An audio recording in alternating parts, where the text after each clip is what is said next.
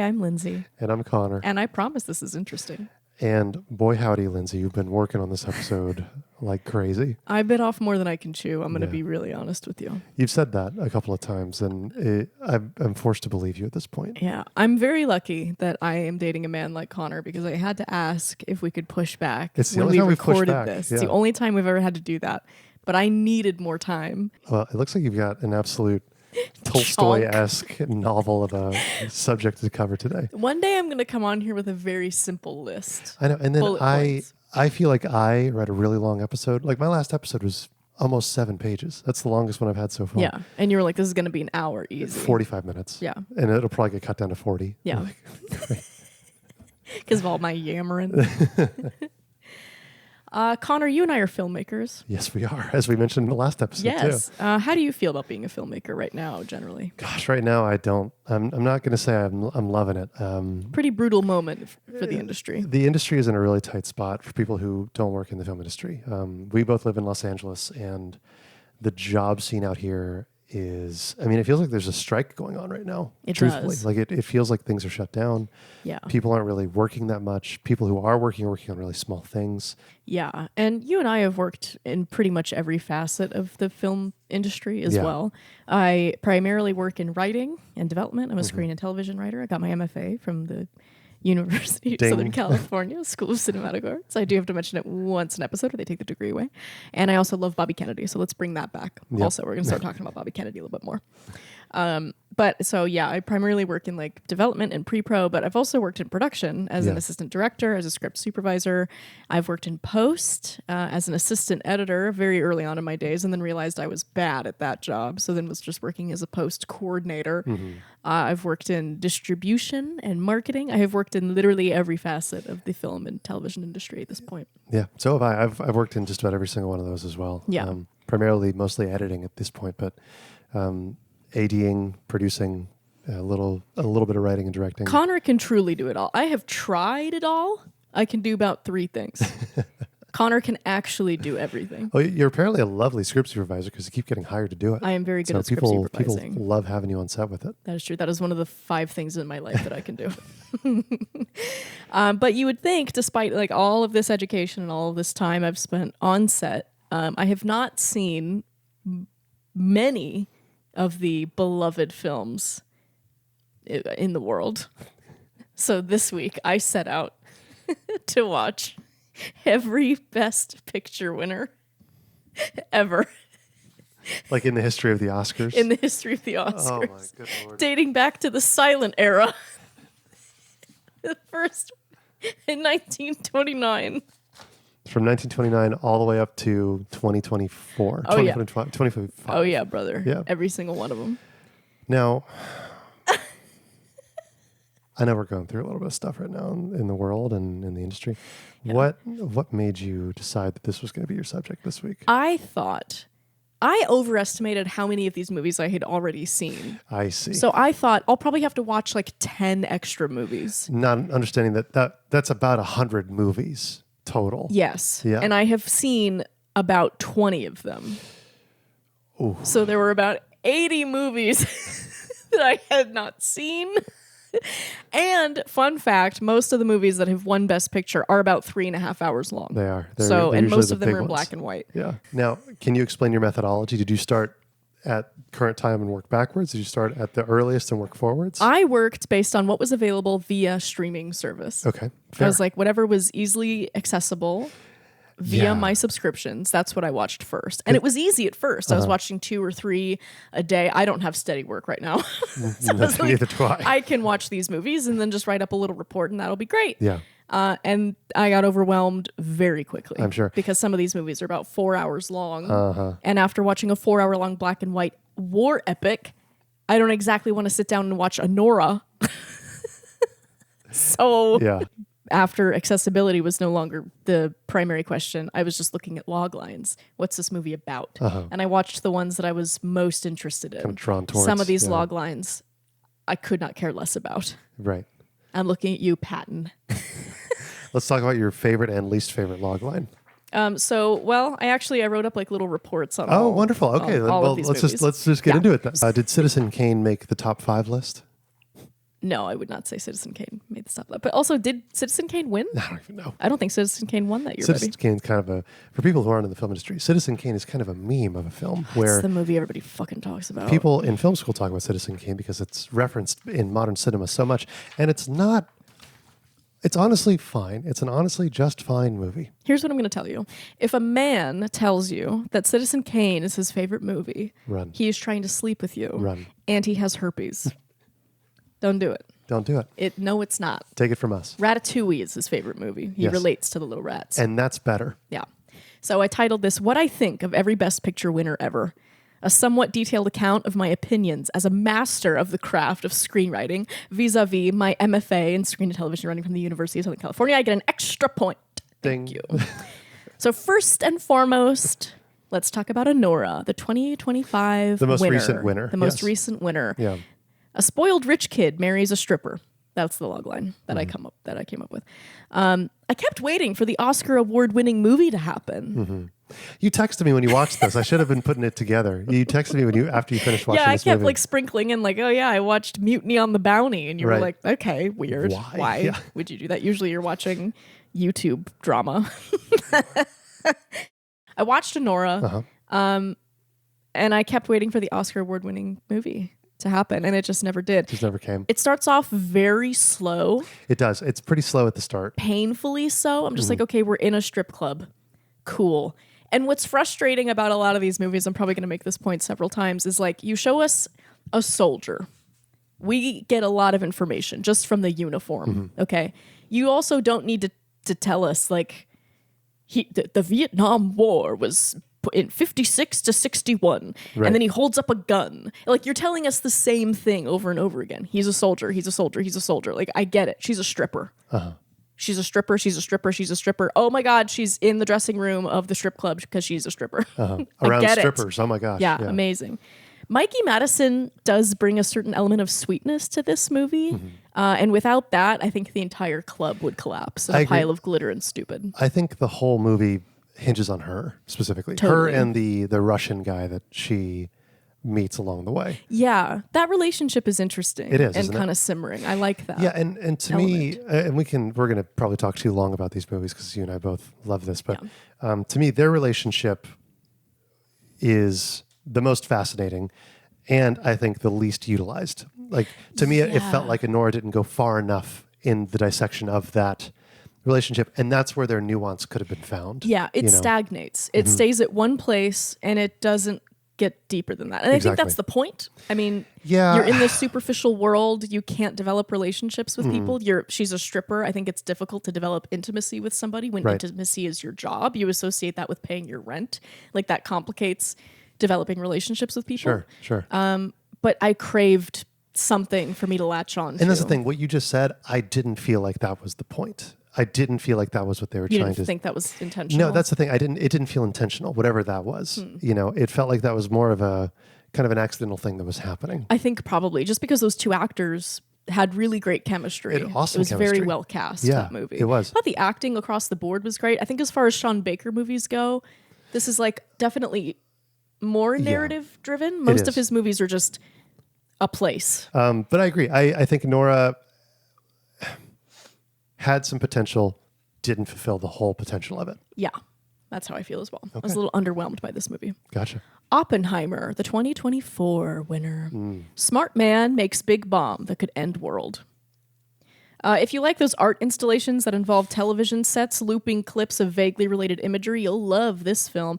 Cillian Murphy is Prince of my heart, Yes, and he is far and away the only thing about this movie that touched me in any way. The other performances felt totally forced. I could feel them trying to keep up with Cillian, and you just can't do it, can you, Emily Blunt? Otherwise, it was a moderately entertaining biopic that your history-loving uncle might enjoy. Otherwise, watch a 20-minute YouTube doc or Peaky Blinders. Either way, you get more bang for your buck. Also, we got to talk about that Josh Peck thing. Josh Peck being in it's wild. I quote Josh Peck's line in Oppenheimer every day of my life. What does he say? Oh my God. He says it just like that. That's an amazing impression of Josh Peck. So they're telling about the bomb. There's this whole montage because the whole movie is a montage about the bomb and Cillian Murphy being skinny and his wife drinking a martini. And that's the whole fucking movie. I just told you the whole thing. You don't need to watch it. But they're telling like all of these brilliant Jewish scientists, like, we're going to build a bomb and it's going to defeat the Nazis and it's going to be amazing. And then they get to Josh Peck of Drake and Josh. Drake and Josh fame. Who's now friends with John Stamos and like David Dobrik. Right. In real life. And he finally like clicks like what exactly they're talking about. And he goes, oh my God. Finds his light like a child star. Finds a creepy producer. You and I quote Drake and Josh a lot. Every day. Classic. What's the one that we always quote? It's no, because it's a little humid. Yes, because I ran over Oprah. Is it that one?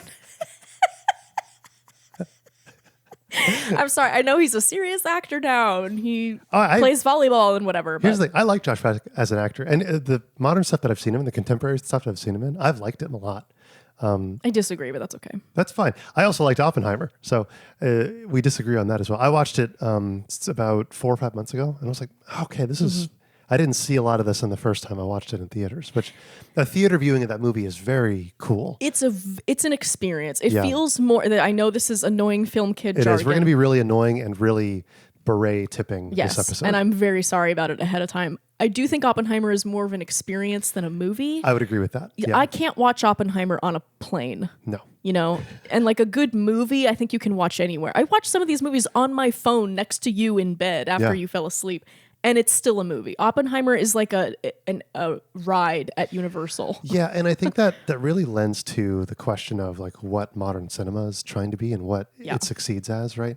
Kind of the form dictating the format, right? We've talked about this with comedy, where it's like comedians in the early stages, comedians were just doing comedy tours, and eventually they worked up to doing arenas.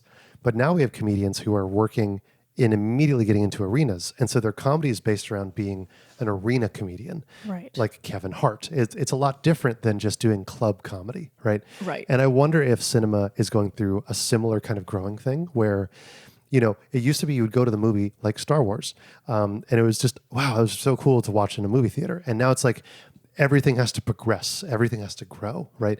And the bigger it is, the better it is. And the more experiential it has to be. And the big things stand out, right? I think film, you either get one of two things. You get movies like Oppenheimer or Star Wars, which are huge, and you want to see them in IMAX, and you want to sit in a theater with people and experience. And the seats rumble and the thing. Yeah, you're on a roller coaster with Cillian Murphy's big, beautiful skeletal face up there. Right. Or you're watching it in your living room, and you need to feel like you are there. The people are in your apartment. So you get like mumblecore, tiny Garden State film, or you get Dunkirk. Right. And there's very little in between. Right. Well, and that's kind of the history of like indie film versus big blockbuster budget studio movies, system versus like $500,000 budget. budget. I mean, what I think a lot of people don't understand about the film industry is that they make a lot of movies are made with middle America in mind. Yes. And that's or 12-year-old boys. Right. And that sounds really specific, but that's just kind of like in air quotes, middle America in mind, meaning just like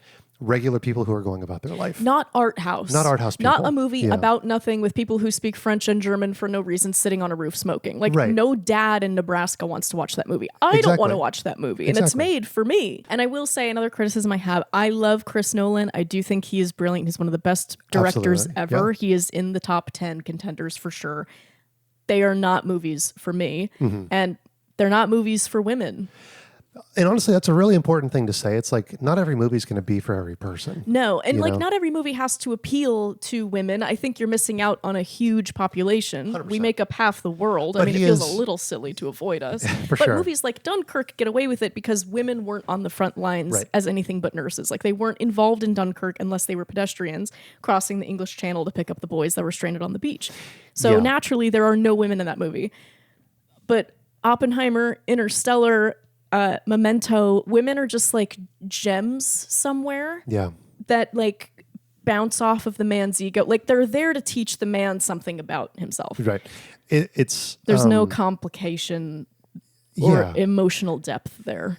I think generally I'm not a hopeful person, I would say. I'm not generally optimistic, and I don't generally veer on the side of people. But I think the people I do surround myself with, I just kind of forget that women haven't been a big part of the conversation, because they are a huge part of the conversation in all of the rooms I'm in. Right. But you watch movies from not that long ago, and they just aren't even there. It's not that they don't play an important part. It's that they are literally not present unless they are being attacked, being stolen, or dying. Or being killed, yeah. Like a dead wife. I mean, we mentioned Blade Runner in the last episode. Yeah. The original Blade Runner, I think, is a good example of like cultural shifts in that. Because there's a scene in that movie where this woman, the woman that Harrison Ford is like, he meets at the beginning of the movie, who's a replicant, he's trying to help.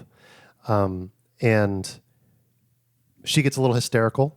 And I believe he hits her in like a calm down like kind of way. One of those, and then they sleep together.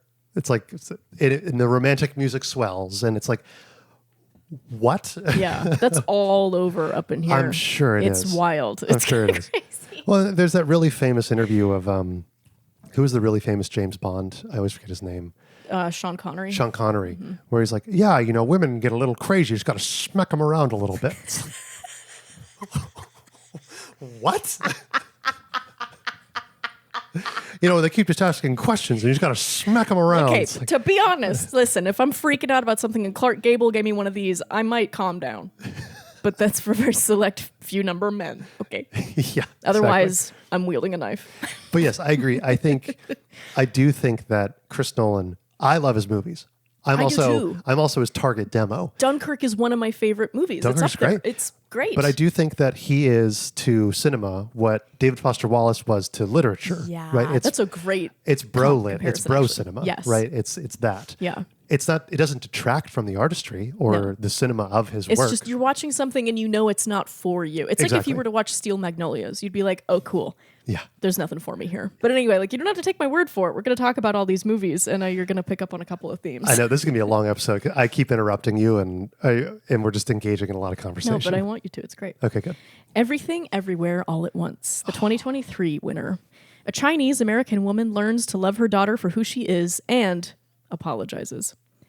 This is coming off the coattails of a couple of movies that are about grandmas and mothers apologizing to the younger women in the family. Yes. And Kanto comes to mind. Encanto was one. Was it The Farewell with Awkwafina? Yes, I think so. Yeah. I think it was called The Similar Farewell. deal, like dealing with generational trauma, for lack of a better word. This movie is an absolute trip. It is unlike anything else currently available. Certainly unlike anything else on this list. Yeah. Wow, it is on its own. Nothing comes close. I know a couple of the best winners from years, and I can say for a fact, for me at least, like anybody watching this podcast, Everything, Everywhere, All at Once is worth watching. Yes. Even if you don't end up liking it, it's still worth watching because of what you just said. It is unlike any movie you will ever see. Yeah. It is also, it's an experience and it's a great movie. Exactly. I enjoyed this movie when I saw it at the premiere here in LA with my friend Grace, where like there were members of the cast present, as much as I enjoyed watching it on my phone like a year later. It's just incredible. You have to try to not feel anything. I think this should be the new Sociopath movie. There is something in here for everybody. Even my Clint Eastwood dad. There is something in here that would make him go, oh, he'd never tell me. But I know what happened. See, that movie to me is Black Dynamite. Like if somebody watches Black Dynamite and they don't have a reaction to it, I'm like, you don't have anything inside of you. You're broken beyond repair. Yeah. I think this movie did a phenomenal job taking high concept, complicated philosophical ideas and making them accessible, funny, and fresh, and somehow also including like amazing fight scenes. Yes. I don't know how they did it. And also Jamie Lee Curtis is Jamie Lee Curtis is amazing. She's an amazing actress. I need this woman in every movie. She's fantastic. I want her in every movie. The casting was mostly beautifully done with one exception, which I'm not going to talk about because I will not elaborate. I don't want to get canceled. Okay. Oh, okay. It's not Michelle Yeoh. Michelle Yeoh is perfect. I didn't think it would be Michelle Yeoh. Of course. And it's a modern day behemoth at 2 hours and 19 minutes long. But I will say, one, it's called Everything, Everywhere, All at Once. So if you were expecting a tight 90, grow up. And two, most of those minutes are spent like in rapture. Yeah. You don't want to blink. You don't want to pee. I remember when I watched this movie, my buddy Matt was in Houston. I had just flown into Houston that day. It was kind of a later flight. My buddy Matt met me at the theater, and we went to go see it. And I was exhausted. I had to wake up early to catch the plane. We had a long layover. I wasn't sleeping. I had to do work and stuff. And so I started to drift a little bit in the theater while we were watching the movie. And I did that thing where you kind of like, Yeah. and so I'm coming in and out of consciousness as the big finale is happening. Kind of perfect. Where it's like kind of cycling through all the different realities. I can't imagine a better way to experience that movie. Honestly, perfect. It's great. You can take shrooms. You can be sober. Yeah. You can be with your parents. You can be with your friends. You can be alone on a rock in prehistoric times. It's a great movie. You will enjoy this movie. It's a great movie. The Daniels, that's who directed it. It's two guys. Yeah. They're fantastic directors, and they've done some wonderful movies. They're so in a league of their own. They It's really like the are. Coen brothers. Like there's Right. nothing like a Or Coen like brothers the Safdie movie. brothers. Yeah. Yes, totally. Like they've got their own distilled flavor. Yeah. If anybody's watching this wants to get involved, like wants to see some of the Daniels' work without committing to a 2-hour-long movie, a movie called The Bouncing Ball is really good. It's a short film. It's only like 9 minutes long. You can find it on YouTube. The Bouncing Ball, fantastic. Cannot recommend enough. Their work is, again, unlike anything else you're going to see. Coda, the winner of 2022. I did not see this movie before I embarked on this journey. I still haven't seen that movie. I hadn't seen Anora either. I mean, it's a very random selection of movies I had and had not seen. Coda, the only hearing person in her deaf family, a young woman must choose between pursuing her own dreams and the people who have come to depend upon her. Compared to the sweeping cinematic experiences of earlier films, both like earlier, like what we just talked about, and movies that were made before 2022, this movie feels so unimportant. Like, mumblecore is entirely overrated, and it's never been clearer to me than after watching this movie. Yeah. I've been watching movies like, we're going to talk about all of these, but Ben-Hur, Right. Oppenheimer, Everything Everywhere All at Once, some of these war movies, Casablanca, huge, sweeping, cinematic moments. Every frame is a painting, Yeah. and every actor is like showing up and exploding on camera, and I just feel this cast trying to be as small as possible. Yeah. And it's so uninteresting. No frame seems to matter. It's like they just threw up a tripod and said, okay, act in front of this. There very few artistic decisions are being made. And I think for a lot of these movies, novelty is not a synonym for remarkable. I agree. We've talked about this with the Oscars, where it's like a lot of times the movies that win Best X have the most X, right? So best costumes typically is the period piece that has a ton of costumes, right? And typically, historically speaking, best picture goes to the movie with the most movie. The most movie of that year. Exactly. And I would say after looking at all of these, like what movie feels important that year. That's another thing we have to remember. It's like, this is something that I had a producer told me once, where he said, you got to remember sometimes that the Oscars at the end of the day are still a TV show, and they're doing things for ratings as well. Yeah. Nomadland, 2021. Yes. A woman loses everything in the Great Recession and begins living in a van. Incredibly compelling premise for me specifically. I've written a pilot based on a family who lives in a car. Yeah. We lived in a car for a little while. We traveled all throughout the United States, lived not in a car, but in a trailer that we pulled being behind my your family. Me and my you. parents, not Yeah. me and you. No, come on. You're 6'5". You I don't can't fit in a lot of van. cars. Yeah. No. Flat. This movie feels like a flat, empty plate. It doesn't feel like a movie. And I think that was clearly intentional. Yeah. But I'm watching a fucking movie. What's wrong with it feeling like a movie? Again, I feel like as filmmakers now, we're all striving so hard for something that feels new that we're forgetting to make something good. And I say feels new because this is not new. Exploring poverty and living on the road is really old cinematic news. John Ford did it and did it beautifully. Frances McDormand, I would kill for you, but this is not the movie for people who like movies. Yeah, I think that's true. I think I've read a lot about the production of Nomadland, and a lot of it was kind of like shooting off the cuff, like Clearly. And I think there is something, you're a screenwriter, like there's something to be said for scene craft and stage craft. Intentionality. Intentionality, absolutely. What I really respect about the more classic movies is everything had to be practical. Yes. So you're building sets by hand that you are going to be filming within, potentially destroying and shooting within. And you were also cutting film. Literally, that's how film Literal was film, edited yeah. until like 10 years ago, is you just literally had to cut the film together. Everything was so hand painted and handcrafted, and everything had to be so intentional. And it was very expensive, and filmmaking used to be very dangerous. It was not totally uncommon for people to get injured or killed on film sets. Yeah. So once you got there, you had to be very particular about what you were doing that day. Yes. You have Humphrey Bogart for this set period of time.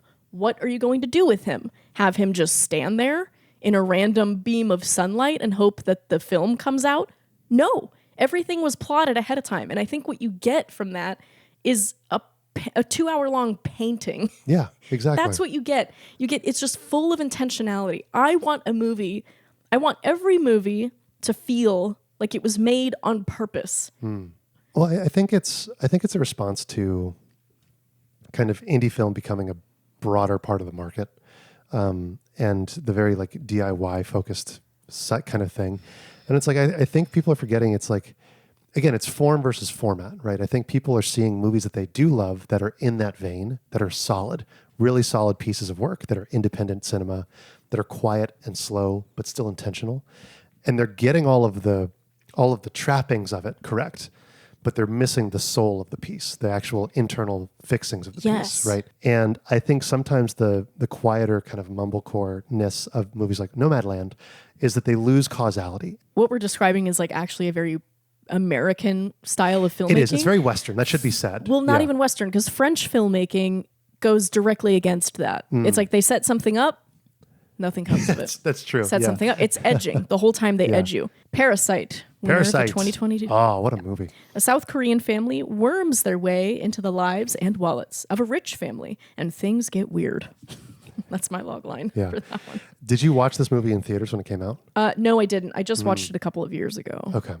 With a friend who absolutely loves Korean cinema. This was my first, I think this was probably the first movie I watched. First Korean movie that I ever watched. Really? Yeah. That's cool. I know. I remember watching it in theaters, and the point, we'll try and keep it as spoiler-free as possible. The point where the movie turns, everybody in the theater, you could hear people go, "What the fuck?" Yeah. Yeah. Yeah. I think I also went, oh no. Exactly. No, this is it. I love Parasite. You haven't given your opinion on this yet. I don't have a lot to say about it. I really enjoy this movie. I think it's shocking and fun. It hurts and it's really funny. Yeah. And I love that combo. I think Bong Joon-ho does a great job balancing those two things in this movie. He's a fabulous also, director. Again, very intentional and like artistic, but I'm not thinking about that when I'm watching it. Yeah, there's never a wasted moment on screen with him. No, there's no wasted time, but I'm not like, wow, that shot probably took a long time to set up. I'm just like watching the movie. He balances things perfectly. He does. He doesn't like lean too heavily on the impressiveness of what he's doing. No. They built that entire house from the ground up specifically for that movie. Yeah, the sets here are that's insane. Awesome. It's insane. Yeah. But they don't linger on that because that doesn't serve the story. It's supposed to be the backdrop, right? And it is the backdrop. Well, and we talk about this in art all the time, which is like time erases all context. No matter how cool or important or hard it was to make it at the time, as time marches on, people forget about the context that the piece of art was made within. Yeah. Right? So it's important that when you, at least in my mind, I think philosophically, when you make art, it's important to make it to where it's like context free. It's supposed to be a good piece of art on its own. Yeah. Right? And like stand if on you its own watch legs. if you watched Parasite in 2020, your experience of it is going to be shaded by the context in which you were living. Absolutely. This is peak pandemic. The pandemic had just happened. There was like a lot of like anti-Asian sentiment going around online at the time. So the fact that he won this year was like a very specific moment. When I watch Parasite, I don't think about any of that. No. I'm just appreciating that it's a good movie. Right. I'm watching it with totally different context. Right. And that's the thing. It's like, I think you hear comedians talk about that too, of like, they don't want to make too many political jokes. It ages you. It ages you. It immediately puts a time capsule on makes you whatever irrelevant. you're doing. Yeah. That's what I think anytime I watch a movie and somebody pulls out a cell phone, I'm like, that's an iPhone 4. Right. That's right. This movie was made in 2011. Yeah. Immediately, I'm out of it. But yeah. Green Book, the winner of the 2019 Best Picture. Oh boy. An Italian bouncer becomes the driver for a black musician as he embarks on a tour through the 1960s American South. Why was this movie made? My friends and I went back and forth on this. It's only relevant because Green Book is about kind of a black story. I lived with 4 black roommates at the time this movie came out, and all of us were like, what is this movie supposed to who is this for? It is definitely like a very contemporary example of pandering in cinema. Yes. It feels very like pandering to the black audience, pandering to the black experience. It feels like Hollywood going, me too. Exactly. Exactly. It's exactly that. And again, we should mention that like Best Picture is run by people, and those people want to give a certain impression of themselves to the world at large. And I want you to guess what most of those people look like. Yeah. You're correct. Yeah, exactly.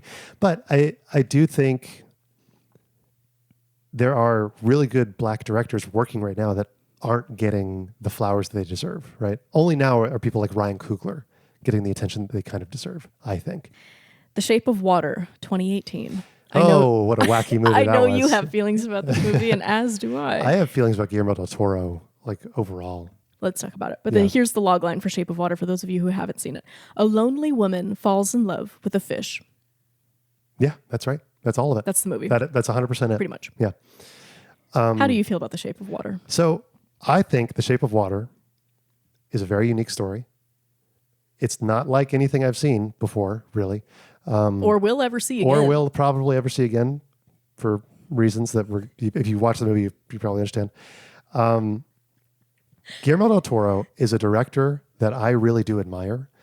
And time again, he proves that he needs a solid script in order to make a wonderful movie. When he is writing at the same time, I'm pretty sure he wrote The Shape of Water. It seems like the movies suffer, right? I think that's true for most directors. I think so too. I think there are a few auteurs who need to write and direct their own movies. Quentin Tarantino comes to mind. Christopher Nolan comes to mind.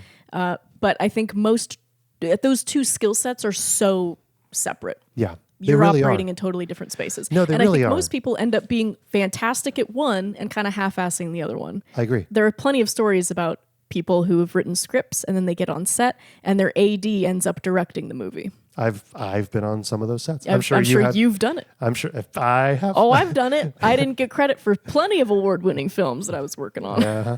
But no, I do love Guillermo del Toro as a director. Oh, me too. I think and I've only heard wonderful things about this guy. That's the thing about people don't know this. The film industry is it seems like such a big thing from the outside. Tiny world. Everybody knows everybody. You and I are probably within 1 degree of separation from everyone. Yeah. I've also heard nothing but good things about Guillermo del Toro. Such a good guy. He's apparently just the nicest dude. So sweet. Remembers people's birthdays. And I think you feel his character in every one of his movies. Exactly. There is this undeniable air of sweetness in every one of his movies. Same thing with Shape of Water. Just I agree. You're curling up. It's like sad sweet. Yeah. It's so That's particular. To me, something that makes a Guillermo del Toro, wow, swallowing my words. Guillermo del Toro movie is that it's incredibly earnest. His filmmaking style is incredibly earnest as a director. He's not trying to fool you. He's not, and that's the thing. And that comes through on screen, and that's such a rarity in film right now, and has been in the past as well. And it's such a special thing to be treated with respect as an audience member. And I'll say that about him as a director. He respects you as an audience member. He doesn't think you're an idiot. No. He respects your time. And I think he always swings for weird, wacky stories that may or may not hit, but they're the ones that he wants to tell, and that comes through on screen. And I appreciate the swing. Absolutely. I really appreciate the swing. Absolutely. I'm telling you, after watching all of these movies, we've been making movies about the same guy for 100 years. Yeah. I love that Guillermo del Toro wrote a movie about a fish. Yeah. I love that. Okay, Moonlight, 2017. A very controversial Best Picture win. A cinematic triptych recounting the life of a gay black Florida man. Yes. The artistic decisions made here are very consistent. They ring right back to the thematic underbelly. They tie into the environment, the coloring, the feeling that comes over me when I'm watching it. I would like to see more movies featuring black characters that don't dwell on the epitome of suffering. What a take. I think a lot of people feel that way. How I feel. Yeah. I think when this movie first came out, I remember my mom and I talking about it, saying to ourselves, it feels fresh. It felt different. It felt like it was doing something new. It started off as a play. It was a play called Moonlight Turns Black Boys Blue. Oh, interesting. By Barry Jenkins. That's a play title for sure. It is very. And then I think the studio said shorten that. Yeah. So it's Moonlight. And still, like, it's a very consistent film with its symbology and its direction, and I really appreciate that. It goes back to this idea of intentionality. I think every decision here was made very intentionally, and I appreciate that so much. I agree with that as well. Moonlight's not my favorite movie. Like it's, I definitely respect it as like a piece of art. It is rather artsy. It's very artsy. I think for Middle America, I'm a little shocked that it won the Oscar, actually, because... So am I. At the time, I remember at the time, it felt like one of those like, well, of course they gave it to Moonlight, you know? Again, I think Hollywood's trying to prove something here. Exactly. But I do think that Moonlight as a story is very, like you said, intentional. And I think it covers a topic that we don't see in a lot of media, which is homosexuality in Black America. Yeah. That's a topic that really doesn't get talked about much at all because of, you know, cultural kind of isms and things like that. There's a lot of utilization of things that have previously been overlooked in cinema here. You're dealing with like black men. Yep. You're dealing with a drug dealer who has a heart of gold. Yeah. Weird. A gay black man. Weird. I think I can name 2 other movies that have a gay black man as like a central cast member. Right. Who isn't a joke. Right. know. Who doesn't die in the first right. 30 seconds. I mean, that really is a thing. Like if black characters, I mean, there's a reason that's a stereotype is because old writers used to use that as a thing. They do. You know? Also, Florida is an underused state in cinema. I think we're seeing like a couple of movies have come out in recent years taking place in Florida, like The Florida Project. Another Sean Baker flick. Yeah, there we go. So I appreciate that too. It feels like Barry Jenkins like reached for tools and ideas from like dustier corners of cinema and put them all together in a very consistent painting. And I like that. Even if the movie doesn't hit for me quite the same way as it did when I first saw it in 2016 when it came out. Yeah.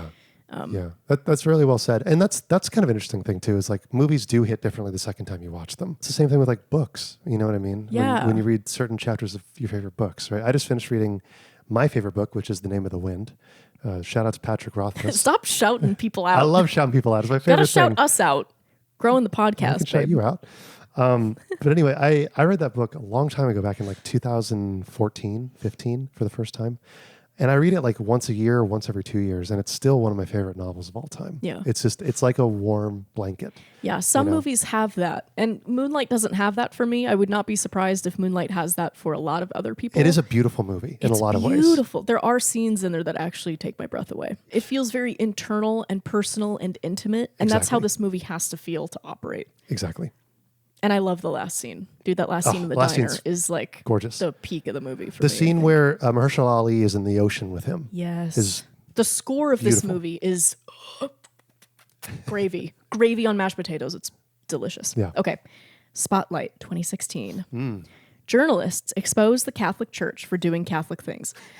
Every 10 years or so, Hollywood has to reward itself for being a literate liberal, and so the obligatory newspaper movie comes out. Yep. The journalists speak like they're pacing in Aaron Sorkin's imagination. They have empty apartments because they're too dedicated to the truth to visit a Home Goods. They get the grizzled, enigmatic witness to slap a manila envelope down on the table in a poorly lit local diner. This is that movie for 2016. Yeah. And it's fine.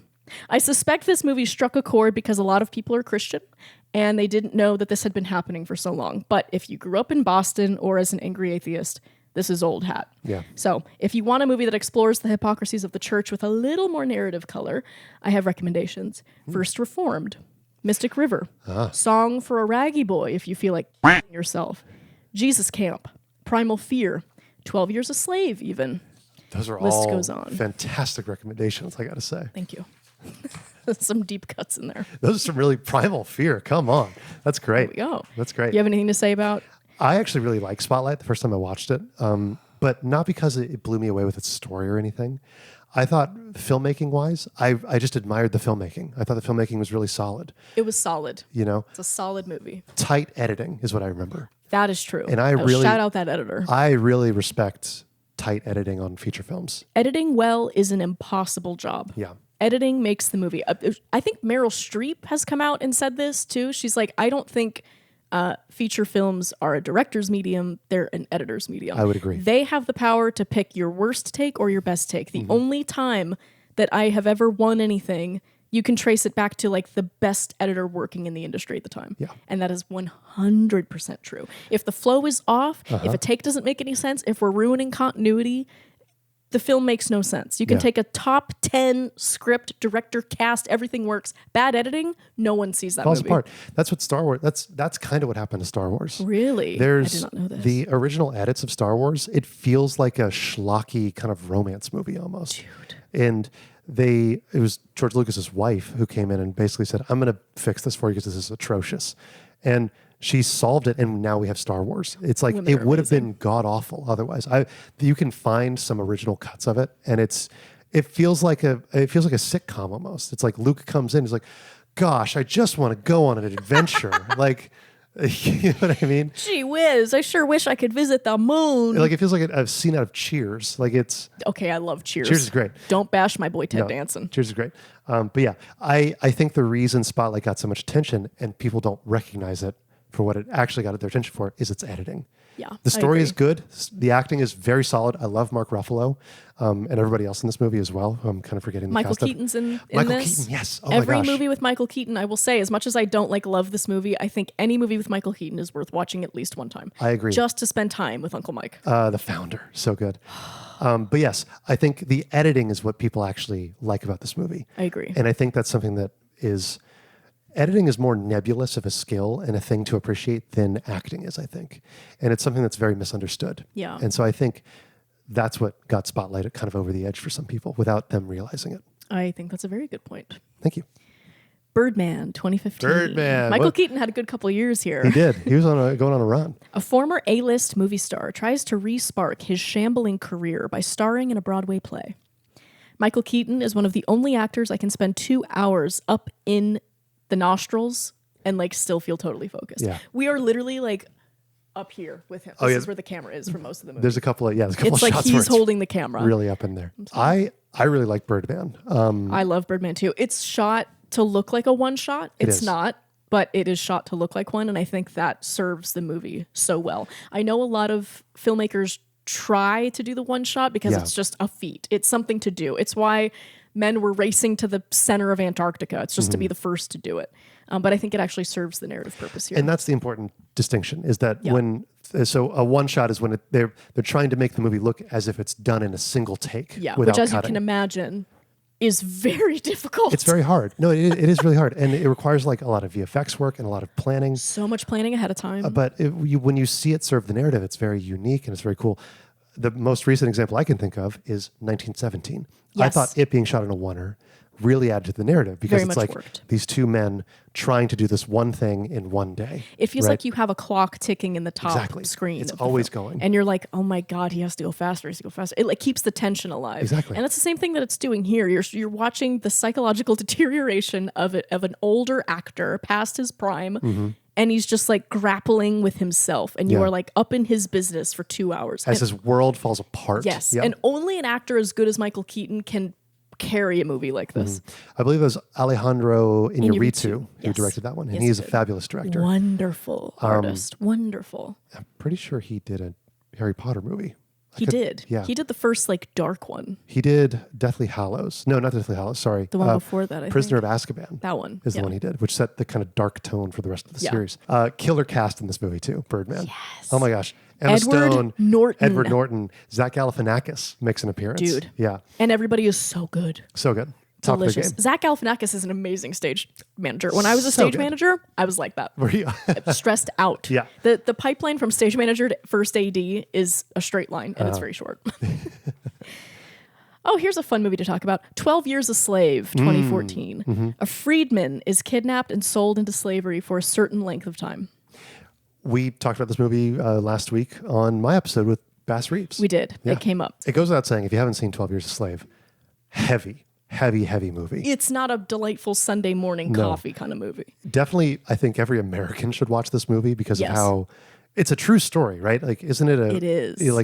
It's about a man who gets kidnapped from New York, Yes. I think, or he's a free black man. he was born a free black man. living it, and he's a violin prodigy. Yeah. He's a classical violinist. Yes. and he gets kidnapped by two white men and sold into slavery. And they basically say, like, he begs them, like, I'm free. I'm not a slave. You can't do this. I'm from New York. This I was is born in New illegal, York. which Yeah. it was at the time. And they said, okay, prove it. And there's no backing for people in this position. There's no, you can't call a lawyer. There's no, there's no one advocating for you. So this is based on a true story. This is not history that was taught in my Texan high school. Nor in my South Carolina high school. We kind of glazed over slavery as a whole, I would say. We were like, it was terrible. It was the worst thing ever. Flip the page so we can talk about Reconstruction. Yeah. We talked about it a little bit. Mostly, I mean, in South Carolina, you still get the odd, like, states' rights. It was about states' rights. We got that in Texas, too. You know, but... States' right to what is always my question. Exactly. States' right to do what? Just purely from a movie standpoint, we could have used a little variety here. A little variety. One joke. One joke. You wanted lightheartedness in this movie? One friendship. You know, well, him and... That wasn't based on mutual suffering and trauma bonding. Well, I was going to say him and, not Ben Affleck, Brad Pitt. Brad Pitt's in this movie. Yes, he shows up randomly. He does. I was very surprised to see him. Which, my friends and I make fun of that a little bit. Brad Pitt shows up as like the only nice white guy in this whole movie. And he's also an executive producer on the movie. So it's like, I love that. Did he buy his way in just to be the nice white guy? Yeah, he did. Like, he's like, I know who I'll be, the hero.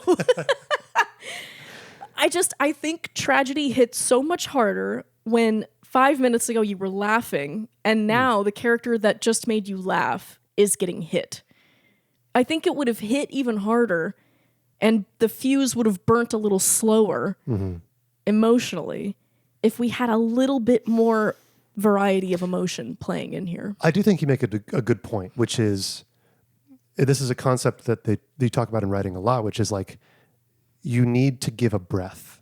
You do. You need to give the audience a breath or the story a breath, like just to take it and relax for a second. That hurts so much more. And we're dealing with such high stakes. I don't think it would take much for us to like get inflated and feel hopeful and like, God, he's going to get out. And then no. Yeah. 5 more years enslaved. I wanted to hurt more than I did in this movie, but it never gave me reprieve. That's an interesting thing to say at the criticism, because the criticism sounds like you're saying, I wish it was a little bit lighter, but you're saying adding levity would have added to the suffering. Yes, it would highlight it, but it needs to do this. Yeah. So then you can go heavier down. But yeah, I think 12 Years a Slave is a beautiful movie. There are some wonderful artistic decisions here. At some point, I'm not spoiling anything. I mean, it's a movie about slavery, so there are people who die. Yes. But this woman gets dragged off screen. Do you remember this? She gets dragged off screen, and she's, I think, hung for crimes committed against the master. Interesting. Which probably involved like blinking too much. I don't remember. And we don't see her get hung. We just see him standing there watching them drag her off, and it gets quiet. And we stay on that frame for several minutes. There's some really beautiful directions given here. Steve McQueen did some beautiful work here. Steve McQueen is one of my favorite like contemporary directors. I didn't know that about you. Oh my gosh, he's done incredible work. I mean, 12 Years a Slave is amazing. Hunger is one of the best like freshman movies I've ever seen from a director. It's incredible. Have you seen Hunger? No, never even heard of it. It's about the hunger strikes in Ireland, in prison during the Troubles, I believe. Oh boy. It's very serious, like very... No, his movies are not... No. If this is any indication. No, Steve McQueen is a fantastic director. I really like all of his work. Well, all right. Yeah. Do you know what won in 2013? I don't. Argo. Argo. A CIA operative puts together a wacky theatrical plan to evacuate 6 members of the U.S. Embassy in Iran during the riots of 1979. Yeah. This story is tense from the moment it starts, and it does not let you breathe until 5 minutes before the credits roll. Even when the water feels calm, as a viewer, you know that's temporary. You can kind of feel the next wave like on the horizon coming in to hit you. I love this movie. I watch this movie every couple years, and I enjoy it. It's very solid. It's exciting. That opening sequence is amazing. Fantastic. I think it's really well done. Really, that is a textbook like montage. Like opening montage. Again, I think the editing here does a really great job. Editing is super solid. I think the cast is really also really well done. Really well cast. I love John Goodman in this movie. He's the like studio executive, right? Yes. He and Alan Arkin make such a funny duo. They're so good. Oh, I could have watched them for 6 hours. They're so just good. like bumping And the around. tension when the phone's ringing. Yes. And then he finally picks it up on the last Sometimes ring. I fast forward through that section. It's just too much. Because I've seen it before. I know how it ends, but I'm like, maybe this time they won't make it. Maybe this time they miss it. They're going to die. One of my favorite lines from John Goodman in this movie is Ben Affleck tells him, because they finally come up with a plan that they're going to fake a movie production in order to get everybody out. Yeah. And Ben Affleck looks at John Goodman and goes, I'm not a director. I've never directed anything. He's like, buddy, I can teach you how to be a director. I can teach a monkey how to be a director in 2 days. Yeah. You want to make a fake movie with fake money with fake people, you'll fit right in. Yeah. A lot of really good lines in this. That's a good one. The Artist, 2012. Oh, yes. I remember this one. It was a black and white flick, wasn't it? Yes, it was. Yeah. A silent film star's career is threatened by the rise of talkies. Never saw it. The only thing I knew about this movie going into it was the actor's acceptance speech at the Oscars that year. He's a French actor. Oh, and he gets cool. up and he goes, Vive la France! And France is free. that's what I remember. It's been free. Nothing makes me sink into like my dad more than talking about France for some reason. I know. My dad also dislikes the French generally. I'm just like, it's the attitude. Yeah. I'm like, okay, it's so great. Go over there. Yeah. What are you over here for? My dad's Canadian. And so all Canadians, Yes. all Canadians outside of Quebec have a feeling or an opinion Towards about Quebec. and the French Canadians. Yes. Because they act like they're better than you. Exactly. It's a cultural thing. Yeah. It's fine. The King's Speech, 2011. Oh, yes. The King of England learns to talk pretty. I truly could not care less about anything that happens in this film. Get me out of here. That's all I wrote. I didn't mind this movie. It definitely... The king talks. That's know. the plot of the movie. How did this get made? I know it's a biopic. I know every Midwestern dad loves history. Yes. How? We have to have a story. What's the story? He talks. The king talks. He learns to I'm supposed to feel overcome- bad for this man. He's the king of England. He learns to overcome his internal struggle. I don't care. You could never get me to care. Yeah. I'm so bored by this movie. Even the title, The King's Speech. 2010, The Hurt Locker. Oh, wow. The Hurt Locker. A vigilante in the U.S. Army leads a bomb squad on a series of dangerous missions to enact revenge against Iraqi militants. Okay. I don't remember this movie very well. I saw it years ago, and I don't care. Should I care? Am I supposed to care? You know, I think this is definitely, talking about Christopher Nolan earlier, I do think this falls under the category of like bro cinema. Sure. I think most modern military movies do, specifically. And Which is funny. I am obsessed a little bit with brotherhood sure. in film. There's some other movies on here that we're getting to that I'm very excited to talk about because they touch on this, like brotherhood, camaraderie, the feeling that you have with your teammates. In particular, like those relationships between men, I'm very interested in, and like intimacy between like brothers is wonderful and delicious to me cinematically. Sure. So I should enjoy this film, and there's something keeping me like at arm's length, and I'm having a hard time pinpointing exactly Yeah, I wonder it is. what it is, because to me, I remember this movie as like, it is one of the rare instances of a modern anti-war movie, where it shows the horrors of like modern military theater in the Middle East and what America is doing. Yes. And how much of a toll it takes on the guys that went over there. Right. And Yeah. you don't see that a lot. A lot of modern military movies are semi-propagandist, where it's trying to paint it in a certain light, right? It's cool, it's actiony, it's whatever. I do think the Hurt Locker does some of that. You It get does. these slow motion bits. You get Yeah. these really cool, like I'm throwing a grenade and blowing these guys up. Yeah, I mean, to me, I think it's a really interesting story about a guy who truly just cannot find his own peace, and Yeah. that's what the end of the movie is. He goes home, tries to live a normal life, and then we see him sign back up, and he's back over for another tour. You know what it is? There are a lot of war movies on this list, and I think some of these other war movies did it in a way that made me care much more.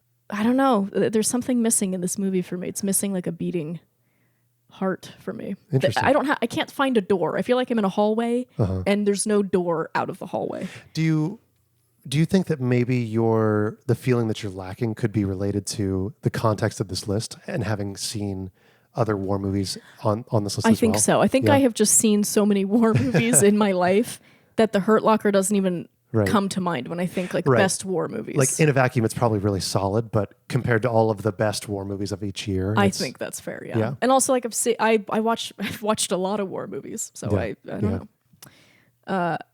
Slumdog Millionaire, 2009. 2009. A teenager from the slums of Mumbai wins 1 million buckaroos on a quiz show. Mm-hmm. Remember this movie? I've never seen it. This is one of the few movies that my parents actually talked about when I was growing up. My parents talked about it too. So 2009, I would have been a freshman in high school. And I do remember my mom talking about that movie. My mom never talked about movies, but it got her attention somehow. Yeah, this movie like swept the nation Yeah. out of nowhere. Talking about that middle America thing. This somehow appealed to middle America. Yeah, You it know. introduced the Western world to Dev Patel, and for did. that I am forever grateful. Dev Patel's awesome. Hello. I remember there being a lot of music, Yeah. a lot of movies starring Indian characters or telling like Indian stories. It involves a lot of music. A lot of Bollywood is like just Musical. lush with musicals, Yeah. and musicals don't do it for me.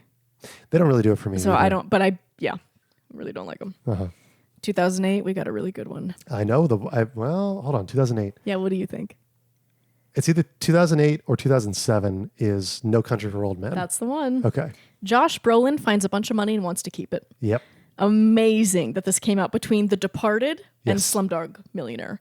This movie could have been made yesterday. No Country for Old Men is pretty straight, like new Western. There's like some noir elements. Yeah. It's really exciting. It's tense. That is actually a slow burn with like moments of explosion. It is, yeah. And it feels much more worth it. It is. It's like, ooh, things are not looking. One of my top all-time movies, top 5 all-time movies. So good. It's amazing. And it came out in a really tough year too. The other movie that it was up against was There Will Be Blood, which I really like. I know Lindsay doesn't like it. She's rolling her eyes right now. I hate that but movie. I really like that movie. And it was between There Will Be Blood and No Country for Old Men, which That's interesting. that's a really tough pick. That's a good boxing match. It's a really good, that's the Oscars at their best, I think. Yeah. Like, truly. But yeah, no, I love that movie. I think the Coen brothers are at their best there. Mm-hmm. And I think the story is really interesting. I'm having trouble truly describing like what I like about it. It's an all-encompassing movie. I think Anton Chigurh is one of the most horrifying villains of contemporary cinema. That's funny. I have You heard know? that many times. I really like him Yes. as a villain. He feels just like the embodiment of evil. Yes. I'm not scared. It feels inevitable. It feels like I'm watching a movie about death. Exactly. And I'm just like, well, obviously he's going to win. And that's what makes it really compelling. Exactly. That's what makes it compelling. That's what makes it horrifying to me of like just this absolutely unstoppable force that you cannot reason with, you cannot talk to. There's nothing. There's nothing. That haircut was a crazy decision. Crazy and for decision. some reason it works. I can't explain it. Yeah. The cinematography here is great. There are a few people who can shoot an action scene like the Coen brothers can. I know, was that Roger Deakins that did that movie? I think so, yeah. It might have been. And you can tell. I'll fact check. All right, 2007, The Departed. The Departed. Bostonian cops and traitors face off, competing to see who can yell the most. I'm going to say something that's boy. going to go against something that I said earlier in this podcast. Okay. This is too much of a movie for me. Oh, interesting. Every scene feels like a movie poster. It feels like they over-rehearsed. And I'm going to partly blame Leonardo DiCaprio for this. Okay. I think Leonardo DiCaprio is a terrible actor. Wow. That's a hot take. I can see the notes he takes in his script. Clip that. I'm going to think, I can hear him thinking, I'm going to kick De Niro with this line. I'm going to punch Matt Damon with this one. And I can see him thinking it. I don't totally disagree. I do like The Departed. The cast goes crazy. It's too much. It is a lot. It's though. too many stars. It's like what we were saying before. It's too much. It's the most movie, It's right? too movie. Jack Nicholson, Mark Wahlberg, Matt Damon, Leonardo DiCaprio, and a slew of others that have their own kind of careers in their own right. I want one movie star per movie. Yeah, and it's Martin Scorsese who is A immaculate. movie star on his own. Yeah, he's immaculate. And that's the thing. It's a movie done well. It's definitely done well. Objectively done well. Yeah. It feels like a gangster soap opera a little bit, It does. you know? It does. But still, I think it's enjoyable for all the pieces that it has. I think it's missing the soul that a movie like Goodfellas has. Goodfellas has a feeling It about does, it. yeah. It's this very velvety, honest kind of cream of thing. Something. Yeah. Yeah. Yeah. Departed doesn't have any of that. It It does doesn't. feel like an empty car. That's the thing. There's a stickiness to Goodfellas, right? There's a thing where it's like it's the full suit. It's not just the jacket, yeah. right? And The Departed, it might just be the jacket. Crash, 2006. A car crash victim suddenly finds himself turned on by car accidents. I remember my dad talking about this movie when I was a kid. He calls this the worst movie he's ever seen. All you need to know is, at some point, a cop pulls up on the scene of a car accident and a woman is lodged inside. The car is stuck upside down. Right. So she's in a precarious situation. As he's pulling her out, music swells. There's water or maybe gasoline spilling seductively across the screen, and their lips are this far apart from each other. There's sexual tension right now. Whose son wanted to make this? Now, isn't there also like a lot of like race stuff and class stuff? So it's a white cop and I think a mixed race woman are mostly in a car together. Most of the movie takes place in a car. Mm-hmm. And there's a lot of talk about LA and racial tension and inequality. Mm-hmm. And that's the movie. Yeah. No, I remember. I had to watch that for a college class once. Yeah, how do you feel about it? It's nothing. It's a nothing movie. It's really a nothing movie. It's just a plastic bag floating around. It feels like a 2006 movie. It feels like a movie that was written in the era of guys pitching movies to executives. Yes. Like, so really producible because they're in the car most of the time. Yeah. Cop. Exactly. There's a hot lady there in a tank top. $1 Million Baby, 2005. Oh, okay. A grizzled old boxing coach takes on a new student, an ambitious, fiery, intense young woman. Clint Eastwood. This is the most brutal movie put to film. Like bad? No, like I can't rewatch this movie. Oh. It's awful. Like physically it's tough to watch. I would say eat a nice meal and look at a picture of your kids before turning this on. I knew it was going to be intense because Clint Eastwood doesn't make like giggle hee hee ha ha movies. He's not like here to honk his nose and squirt you with a rubber flower, but good golly, I could have used, again, a movie that could have used a joke or two. It's about boxing, right? And he is training her to become a boxer. Yeah. So yeah, I imagine they're... And she's an intense athlete, played by Hilary Swank, who put on like 20 pounds of muscle for this movie, and it shows. Like she is just ripped to the gills, and it's something that used to drive me crazy as a kid in movies. That like I would have to leave the room if it was playing at a sleepover or something. Mm-hmm. Is movies where something unfair happens, like somebody wins because they cheat, or somebody sacrifices the win because it means more to their opposition. Couldn't stand it. That happens in Akeelah and the Bee, not to spoil an amazing film that should be on this list, but it's not. But yeah, I just can't stand that. And this movie is like rife with moments like that. Just like injustice. The way that her family treats her, she's very much treated like the cash cow. She's the Amy Winehouse. Like she's going to make them money. And if she's not doing that, they don't care about her, which is a theme in Clint Eastwood movies, which is interesting. It is, yeah. It's brutal and hard. I mean, they get extra points for incorporating the Gaelic language. Hey, okay, but cool. I'll never watch this movie again, respectfully. Yeah, I haven't watched this movie, so I don't know anything about it personally. No. But I know it's supposed to be pretty good, just because it's Clint Eastwood. It's lauded as one of the best movies ever made. Really? Which I think that's pretty high praise for it, to be honest. Being on this list means that, right? In theory. No. But it means it's a contender. Yeah. All right. But yeah, also a bonus points for having the same title as a great Tommy Richmond song. All right, you're going to like 2004. Oh boy, 2004. Lord of the Rings, Return of the King. That's right. Yes. Frodo gets to Mordor as a result of all of his friends picking up his slack. Mm-hmm. Lord of the Rings is the reason that fantasy films don't win Oscars anymore. Yeah. Because it essentially swept everything when it came out. That bar is so high. Yeah. It's the reason I'm not into fantasy. Because Lord of the Rings was the first fantasy.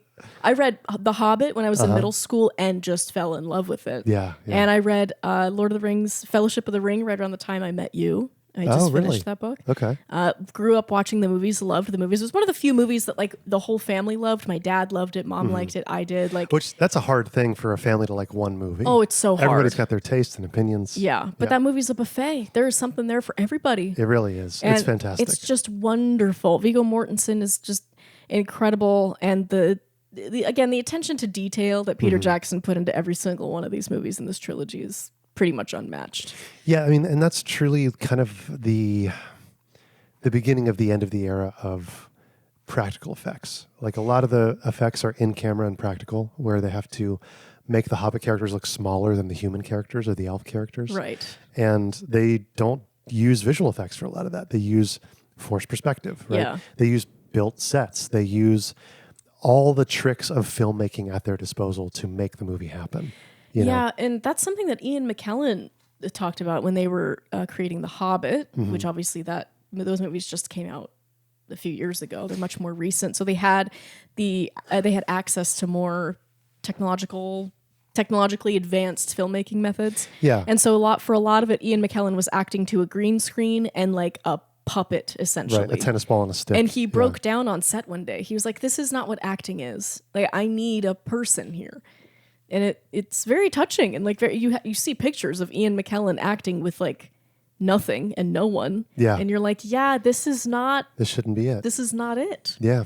I know a lot of actors and filmmakers talk about that, of like the green screenization of movies. Yeah. Where everything is CGI and like the color is zapped. And right. And Lord of the Rings, the third one isn't suffering from any of that. No. You have a ton of color. You have a ton of cool like lens effects that they used. Lots of practical effects. The stunt work alone. The stunt work's fantastic. The horsemanship in this movie sets it apart. I mean, I think that alone qualifies it for an Oscar. Absolutely. I mean, and it was shot on location, which sounds like such a trivial thing, but compared to shooting it on a green screen, like you're in New Zealand. And they did shoot a little bit of it on green screen, but it was in built sets and with full actors, right? That kind of thing. Because at that point, you couldn't really replace full actors quite yet. No. You know, love Lord of the Rings. Love Lord of the Rings too.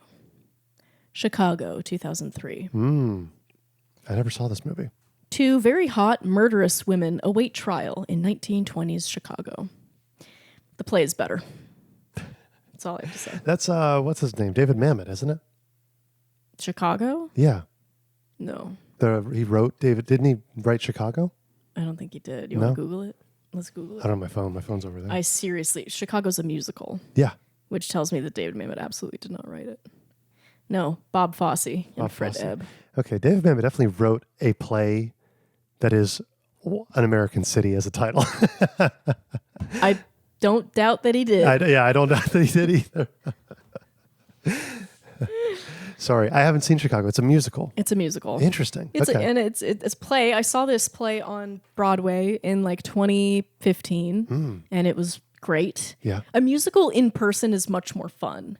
Okay. And I think much more impressive because you're actually physically there for the physical feats of these athletes. Like they are in like Olympic level shape. They dance every day, 6 days a week, multiple times a day, and have done so for like 20 years. I mean, it is like peak craftsmanship. Yeah. So, I mean, seeing the costume pieces and these like 6'3" like gorgeous women dressed in like this cabaret style, like leather and red, and they're dancing and their voices are just sonorous and they carry to the back of the room. Such a different experience than just like Renee Zellweger being annoying. Right. You know? It's kind of like Moulin Rouge, right? Like, I don't like the Moulin Rouge movie personally. But I mean, that's the thing. Right? When you see a theatrical play in the theater, in person, it's a lot different than just watching it be filmed on a camera. Very different. Right. Experience. It's like being there is part of it. Yeah, you feel removed. And the whole point of a play is like there's an exchange of energy from the audience to the performer and performer to the audience. And in a movie, you have to contend with the fact that there's a screen, time, and space in between you. Yeah. And you can use that to your advantage, and really good filmmakers do that, where you feel like you're much closer to them than you'll ever be. Yeah. There are movies with Marlon Brando where I feel like I can smell him through the screen. I'm so dead serious. I can like feel the sea spray on my head. But this movie is not one of them. Yeah. So, A Beautiful Mind, 2002.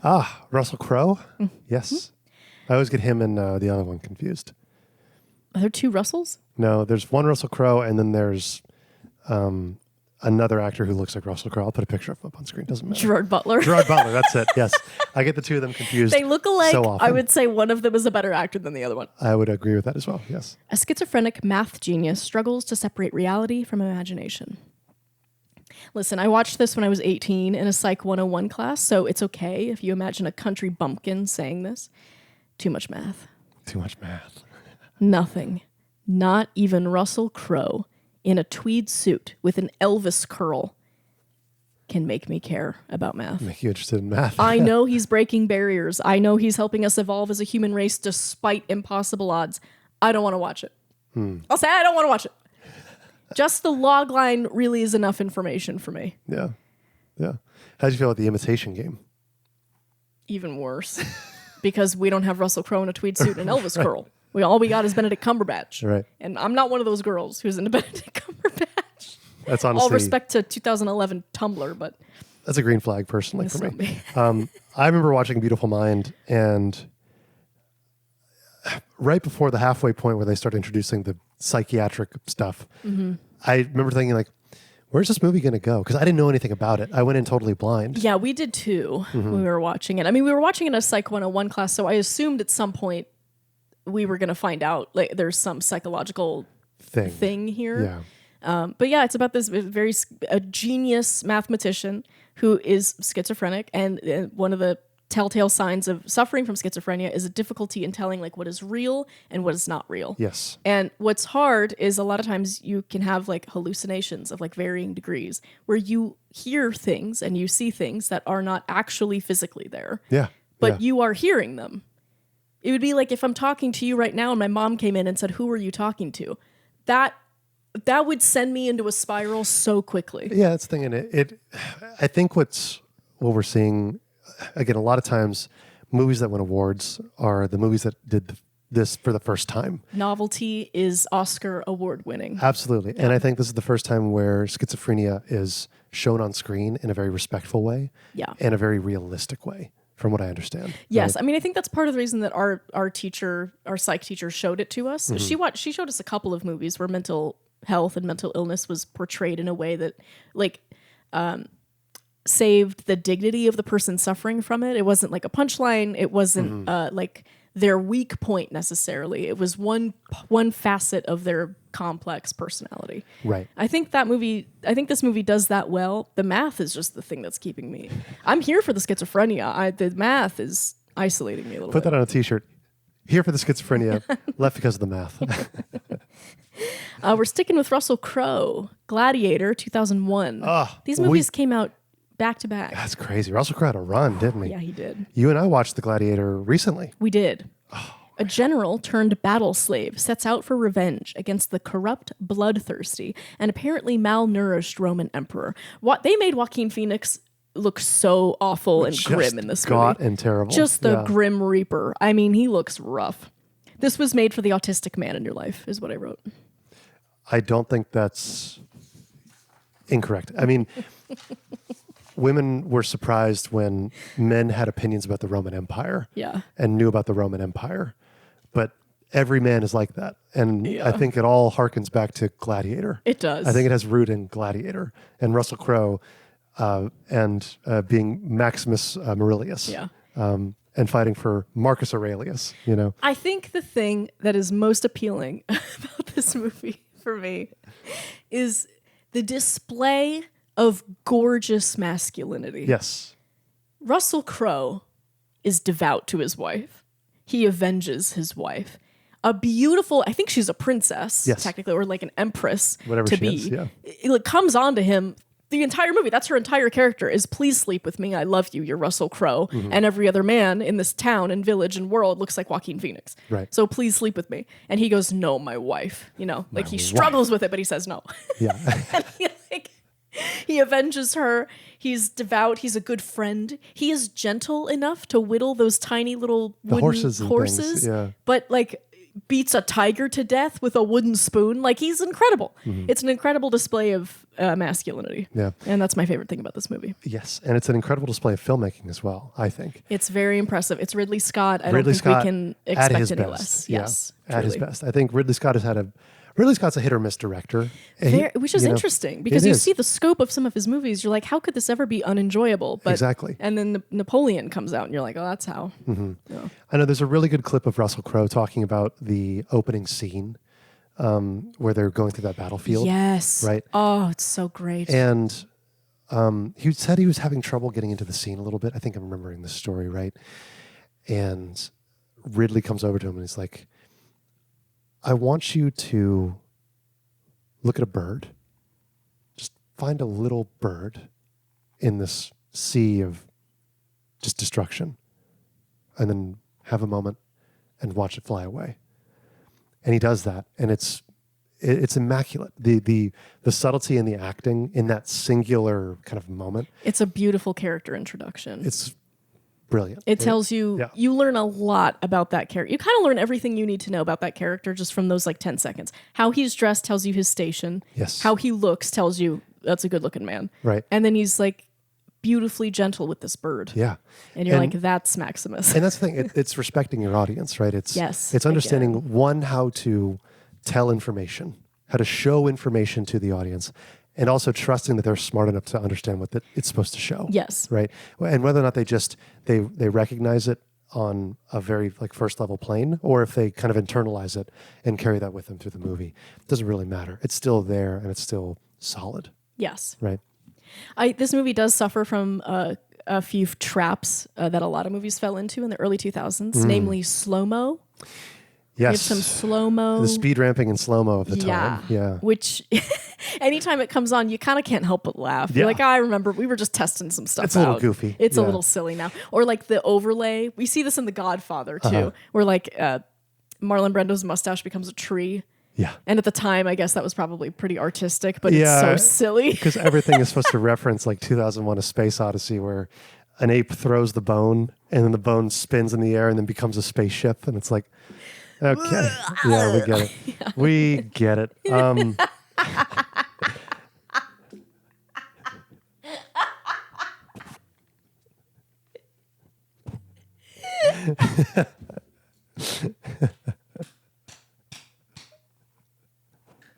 Oh boy. I think we lost her. We get it. The phone. I forgot the phone spinner. I forgot about the little phone spinner. We get it.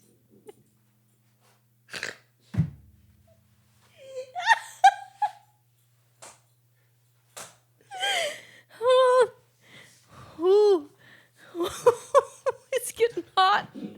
Oh man, that really got you, didn't it? I